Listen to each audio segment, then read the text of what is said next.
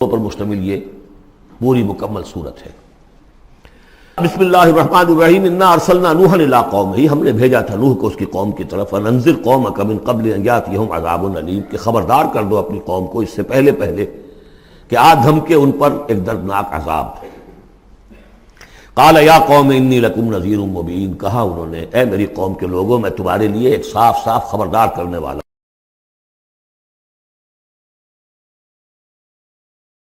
تیار کرو اور میری اطاعت کرو۔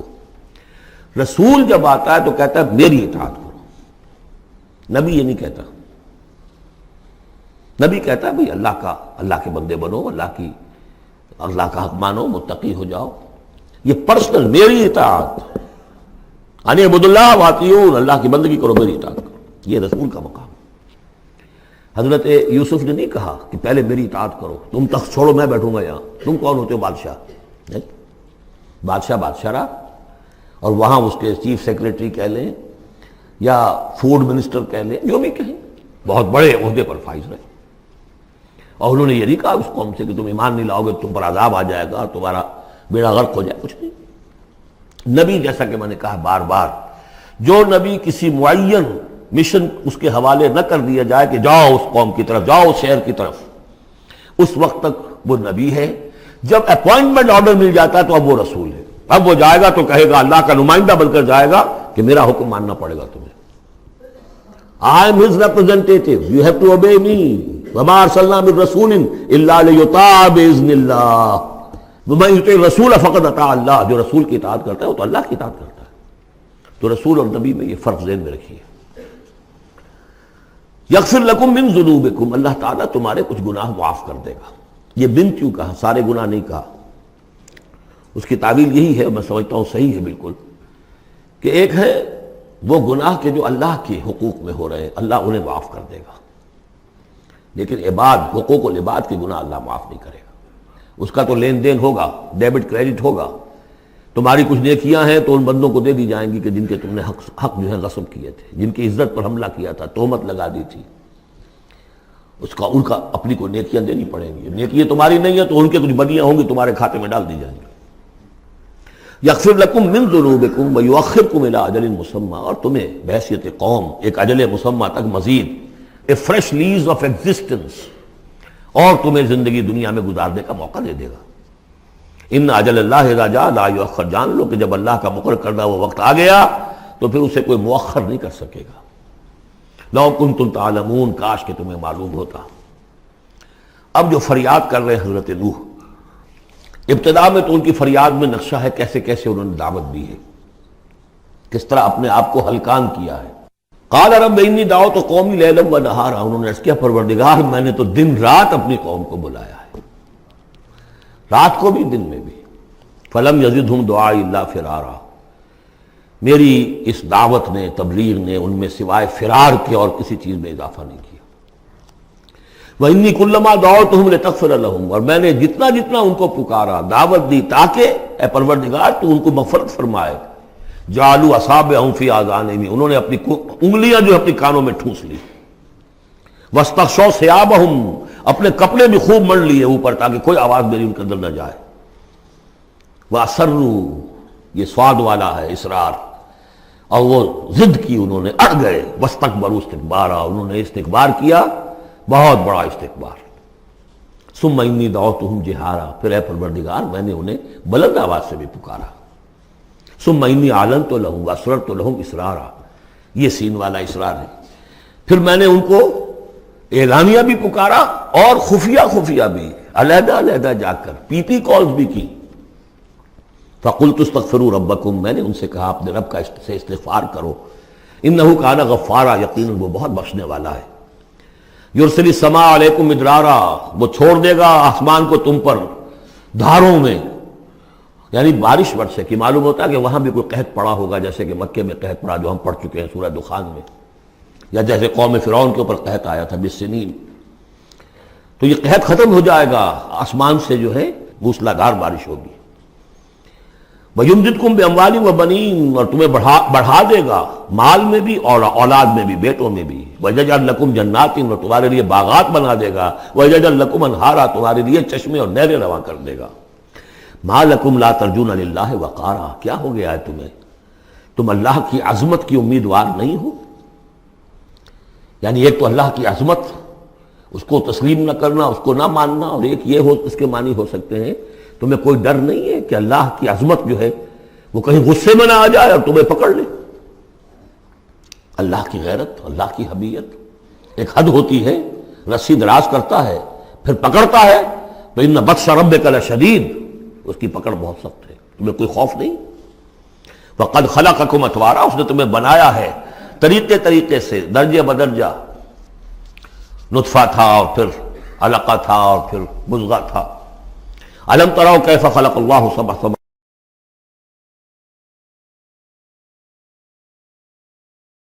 وجعل القمر فیہن نورا وجعل الشمس سراجا، ان آسمانوں میں اس نے رکھ دیا ہے چاند کو کہ اس میں اجالا ہے، روشنی ہے، وجعل الشمس سراجا، اور سورج کو رکھ دیا ہے کہ وہ ایک چراغ ہے۔ اللہ انبتکم من الارض نباتا، اور اللہ نے تمہیں اگایا ہے زمین سے جیسے اگایا جاتا ہے، زمین ہی سے یہ ساری روئیدگی ابھری ہے، زمین ہی سے تمہاری خوراک بھی آ رہی ہے، اسی سے تمہارا جسم بن رہا ہے، پل رہا ہے، بڑھ رہا ہے۔ لیکن یہ کہ اس کے اندر ایک اشارہ ان لوگوں کے لیے بھی ہے کہ جو وہ ارتقاء کے نظریے کو مانتے ہیں کہ جیسے زمین سے اگایا ہے اللہ نے، گویا کہ رفتہ رفتہ یہیں سے چھوٹے اینیمل پھر بڑے پھر بڑے پھر بڑے، جس کی کہ آخری کلائمیکس کیا ہے؟ Homo sapiens. واللہ انبتکم من الارض نباتا واللہ عالم ثم یعیدکم فیہا ویخرجکم اخراجا، پھر وہ تمہیں دوبارہ لے جائے گا اسی زمین میں، دفن کر دے گا، فیخرجکم اخراجا، پھر نکالے گا تمہیں جیسے نکالا جاتا ہے۔ واللہ جعل لکم الارض بساطا، اللہ نے تمہارے لیے زمین کو بچھا دیا بچھونے کی طرح، بستر ہے، لتسلکوا منہا سبلا فجاجا، تاکہ چلو تم اس میں، بڑے کشادہ راہیں ہیں، شاہ راہیں ہیں تمہارے لیے جو اللہ نے بنا دی ہیں۔ لیکن قال نوح، اب یہ فریاد ہے دوسری، ایک فریاد وہ تھی میں نے یہ دعوت دی، میں نے یہ دعوت دی، میں نے یہ دعوت دی، یہ کہا، یہ سمجھایا۔ قال نوح رب انہم عصونی، کہا نوح نے پروردگار انہوں نے میری نافرمانی کی، واتبعوا، اور پیروی کی ہے، بل لم یزدہ مالہ وولدہ الا خسارا، اپنے ان لیڈروں کی پیروی کی ہے جن کے مال اور اولاد نے ان کے لیے سوائے خسارے کے اور کچھ نہیں بڑھایا۔ جو مرفہ الحال ہیں، مترفین ہیں، دولت والے ہیں، اور ان کو ان کی دولت نے، ان کی اولاد نے ان کو اور زیادہ سرکش کر دیا، اور باغی کر دیا، اور مغرور کر دیا، یہ انہی کے پیچھے چل رہے ہیں، میری بات سننے کو کوئی تیار نہیں۔ قال نوح رب انہم عصونی واتبعوا من لم یزدہ مالہ وولدہ الا خسارا ومکروا مکرا کبارا، اور ان لوگوں نے چال بھی چلی بہت بڑی، داؤ کیا بہت بڑا۔ وہ داؤ کیا ہے؟ قوموں میں ایک عصبیت پیدا ہو جاتی ہے، یہ ہمارے بزرگ ہیں، یہ ہمارے اسلاف ہیں، یہ اولیاء اللہ ہیں، یہ ہمارے جو ہے پرانے لوگ ہیں، ان کے نام پر ہم نے یہ بت بنائے تھے، یہ لوگ آ رہے ہیں ان کی نفی کر رہے ہیں۔ اس کی بجائے تم اپنے ان معبودوں اور اپنے بزرگوں ان کو مضبوطی کے ساتھ تھامے رکھو، ان کے ساتھ اپنے آپ کو، جیسے کہ اس سے پہلے آیا تھا امشو واصبروا علی آلہتکم، چلو چلو یہاں سے، محمد کی بات نہ سنو، اور اپنے جو بھی معبود ہیں صبر کر کے ان کے ساتھ چمٹے رہو۔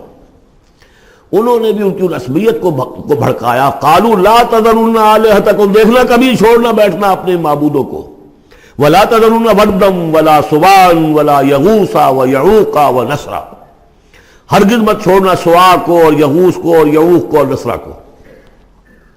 یغوث کون ہوگا؟ جس کا غیاث، غوث جن کو سمجھا گیا ہو، فریادیں سننے والا ہے اور ہماری فریاد رسی کر سکتا ہے، یغوث۔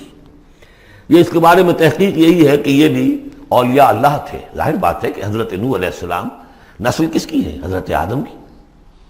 پھر ان سے پہلے نبیاء ہوئے ہیں، شیس تھے، ادریس تھے علیہ الصلوۃ والسلام، تو ان میں اچھے لوگ بھی تھے، اولیاء اللہ بھی تھے۔ لیکن پھر جب کفر آیا، شرک آیا، انہی کی یہ ہے کہ کچھ تمثیلیں بنا دی گئیں۔ پہلے صرف ان کو سلام کرتے تھے یا عزت کرتے تھے، ٹھیک ہے ہم ان کی عزت کرتے ہیں۔ میں نے اپنی آنکھوں سے دیکھی ایک تصویر، ماڈل ٹاؤن لاہور میں ایک صاحب کے بڑے نیک آدمی تھے، بڑے متقی آدمی، میں حیران ہوا، میں ان کے گیا تو ایک تصویر لگی ہوئی تھی جس میں 3 بزرگ بیٹھے ہوئے ہیں، اور ان کا نام کیا ہے؟ یہ ہے معین الدین اجمیری، اور یہ ہیں خواجہ بختیار کاکی، اور یہ ہیں بابا فرید شکر گنج، تینوں بیک وقت جمع ہیں۔ اور یہ کہ اس تصویر لگا کے اس کے اوپر ہار باقاعدہ لگا۔ یہی چیز بڑھتے بڑھتے پھر بتوں کی شکل اختیار کر لیتی ہے۔ تو تدریجاً ہوتا ہے، یہ ایک دم تو نہیں ہو جاتا. یہ ملتان کی زبان میں کہتے ہیں بندہ تھیندے تھیندے تھی جاتا ہے، ہوتے ہوتے تھوڑا تھوڑا تھوڑا تھوڑا وہ کہاں سے کہاں پہنچ گیا پتہ نہیں چلتا کہاں سے کہاں پہنچ جاتا ہے. تو مت چھوڑنا انہیں. ولا تذرن آلہتکم ولا تذرن ودا ولا سواعا ولا یغوث ویعوق ونسرا وقد اضلوا کثیرا ولا تزد الظالمین الا ضلالا. انہیں تم بہتوں کو بہکا دیا تو اے اللہ اب ان ظالموں کے لیے سوائے گمراہی کے اور کسی چیز میں اضافہ نہ کر.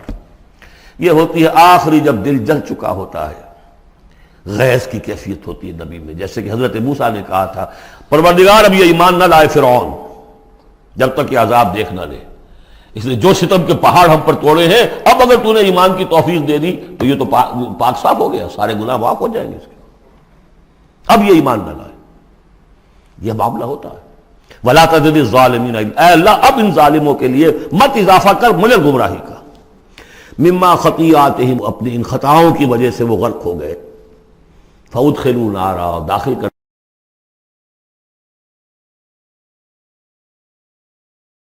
اللہ کے سوا کوئی مددگار. وقال نوح، اب سخت ترین حصہ آ رہا ہے اس دعا کا.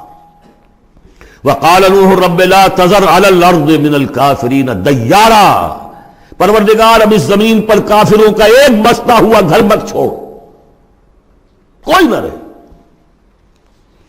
انک ان تذرہم، اگر تو نے ان کو چھوڑ دیا، یضلوا عبادک، یہ گمراہی کریں گے تیرے بندوں کو. ولا یلدوا الا فاجرا کفارا، ان کی نسلوں میں بھی اب فاجر اور کافر کے سوا کوئی پیدا نہیں ہوگا. ان کی سرشت بگڑ چکی ہے، پرورٹڈ ہو چکے ہیں. عام کولوکیل لینگویج میں کہا جائے اس کا بیج مارا گیا ہے. اب آئندہ کوئی کسی خیر کی توقع ان کی آئندہ نسل سے بھی نہیں ہے. اس سے زیادہ سخت دعا شاید اللہ کے کسی بندے نے نہ مانگی ہو. لیکن یہ کہ نوح کو حق تھا، 950 برس دعوت دی تھی. تکمیل اور تدوین فن میں جو بھی حفیظ کا حصہ ہے، نصف صدی کا قصہ ہے، 2-4 برس کی بات نہیں، 950 برس. انک ان تذرہم یضلوا عبادک ولا یلدوا، اب ان کی اولاد میں بھی نہیں ہوں گے مگر فاسق، فاجر اور نہایت ناشکر. رب اغفر لی ولوالدی ولمن دخل بیتی مؤمنا، پروردگار میری مغفرت فرما، میرے والدین کی فرما، جو بھی میرے گھر میں داخل ہو جائے ایمان کے ساتھ اس کی مغفرت فرما. وللمؤمنین والمؤمنات، اور تمام مرد اور عورتیں جو صاحب ایمان ہوں، جو کسی دور کسی زمانے کی ہوں، پچھلی ہو اگلی ہو. ولا تزد الظالمین الا تبارا، لیکن پھر ابھی دل ہلکا نہیں ہوا ہے حضرت نوح کا. پھر ولا تزد الظالمین الا، ان ظالموں کے لیے تو اب اضافہ مت کر مگر بربادی اور تباہی کا.